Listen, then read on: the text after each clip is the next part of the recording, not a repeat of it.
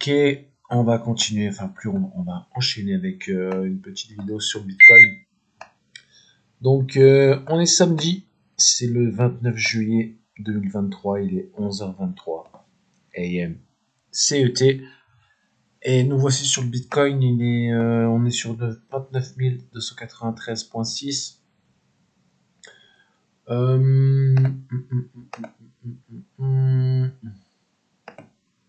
Voilà. On est sur un tick size que j'ai mis pour la map de 0,05. Pardon. Donc ça veut dire que excusez-moi. Ça veut dire que l'incrément de variation minimale pour la map est de 0,05, sachant que sur Binance, au minimal, on peut le mettre à 0,01. Donc là, voilà, on est sur l'incrément de variation minimale.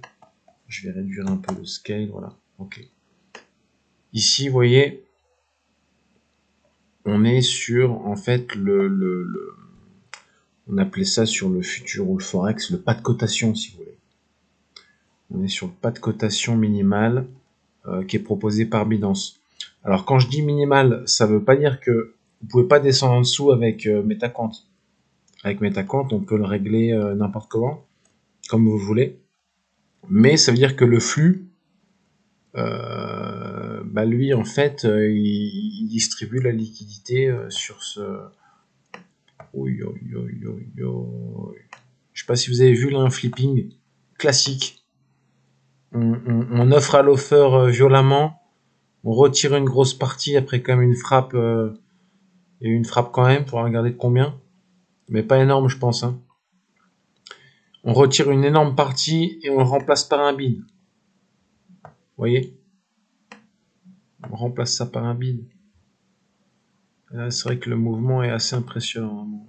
Là, c'est sûr, on est en tick size 0,01. Si je reviens en tick size, par exemple, 0,05, le mouvement sera moins impressionnant.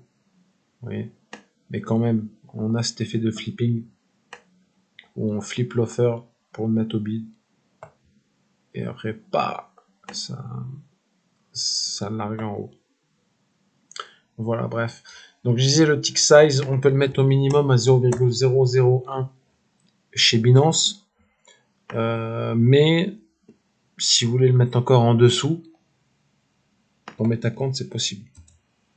Par exemple, 0,005, 0,001. Vous voyez, là, vraiment, pour voir l'action du prix dans sa forme la plus pure. Là, vous voyez, vraiment, on peut voir vraiment le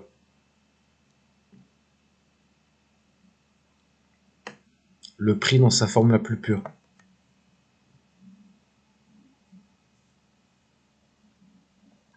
Toujours intéressant.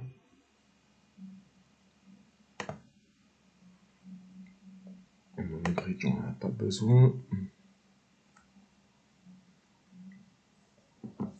Donc là, vous voyez, on fonctionne sur un tick size presque comme si on était sur l'euro-dollar. Vous voyez un peu ? Hop, on a épuisé l'offer. On recommence ici. Offer, bid, offer, bid, offer, bid. Et ce qui est intéressant, c'est de voir l'inclinaison de la pente.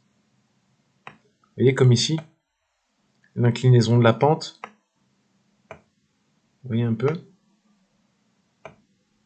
Elle en dit long. Elle en dit long. Vous voyez ? Voilà. Et là, on refait le même jeu, quoi. Ok. Donc l'inclinaison de la pente est vachement importante. Parce qu'elle révèle en fait la liquidité qu'il y a au best offer et au best bid. Vous voyez là, ça va partir vers le haut. Voilà, ça y est. C'est en toute logique. Hein, on est Bitcoin, on est vraiment sur un marché de flux, quoi.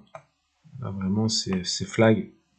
Le bid qui tient, l'offer qui craque, et PAM, on passe au-dessus. Et on recommence le jeu.